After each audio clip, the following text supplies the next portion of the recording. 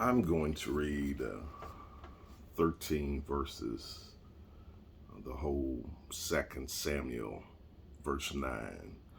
And it's my hope and prayer that this will be a word to lift whatever your low self-esteem may be. The text reads, and David says, is there yet any that is left of the house of Saul, that I may show him kindness for Jonathan's sake? And there was of the house of Saul a servant whose name was Ziba.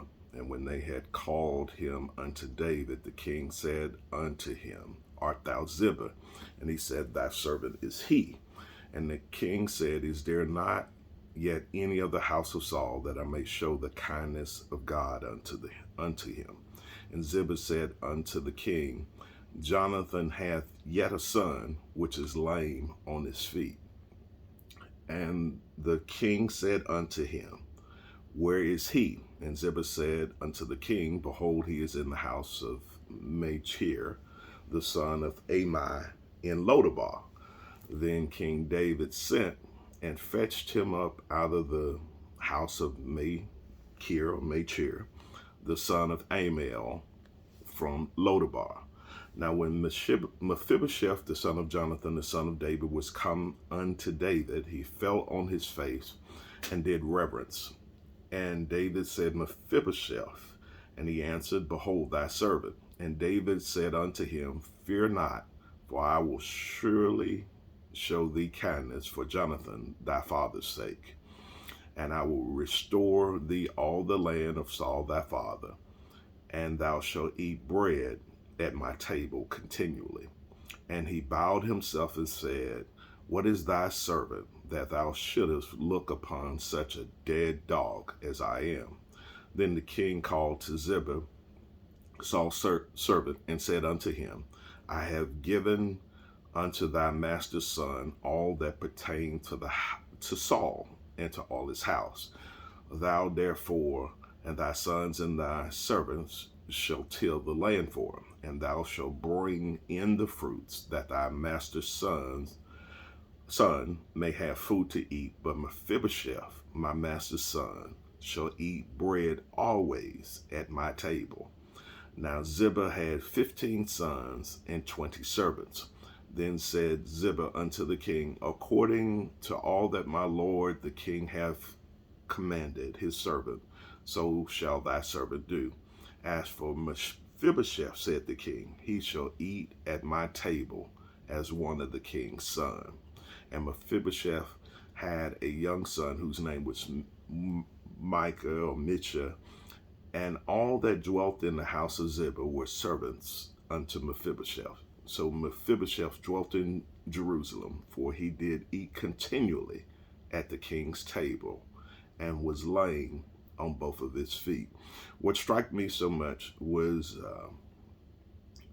Mephibosheth's own, the verse where he summed up his own situation to the king. In verse 8, he said, speaking of Mephibosheth, he said, and he bowed himself and said, what is thy servant, that thou shouldest look upon such a dead dog as I am? Look, folks, all of us have some handicap, some shortcoming, some hindrance, something that make us feel like we're not worth the fight.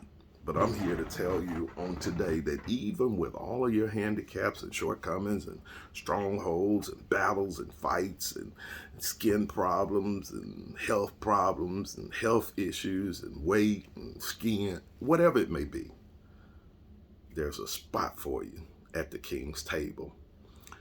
I believe that every good and perfect gift cometh from above, from the Father of lights, in whom there's no variableness, neither shadow of turning. So while you're listing all of the areas where you're challenged, I still am telling you and bringing you good news from this text that there's a seat for you at the king's table. There's another place, there's another level, there's another time that you're about to shine. David felt like he owed Jonathan for being his brother in arms and his brother in the fight and brother in the struggle and just a true friend. So he wanted to show mercy on someone from Jonathan's home. And I'm telling you on this morning that there's a spot for you at the King's table. It might not have been anything that you've done, but your grandmother, your grandfather, your father, your uncle, your mother, your dad may have done the work to get you blessed. And I'm telling you on this morning that there's a spot for you at the King's table. We serve a God who's the lifter of your heads. So get your head up, hold your head up high. This is the day that the Lord has made. It's time for us to start rejoicing in it. And you're not a dead dog. You're not some miscarriage of birthing justice. There's a spot prepared for you at the King's table. So you need to raise your aim. You need to shoot for some greater. You need to aim at beyond.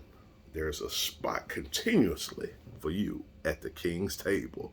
You don't have to go out in the public and walk with your head down as if a cloud is following you like bad luck slip rock, because there's a spot saved and preserved for you at the King's table.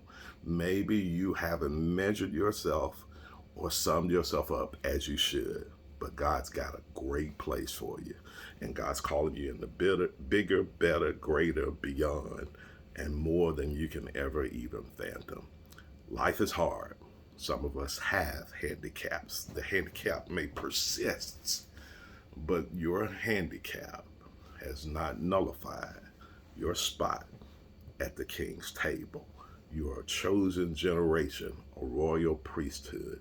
Celebrate the fact that God has still preserved a place for you continuously at the King's table. Be blessed. Leave the low self-esteem to the next guy. Have a great one.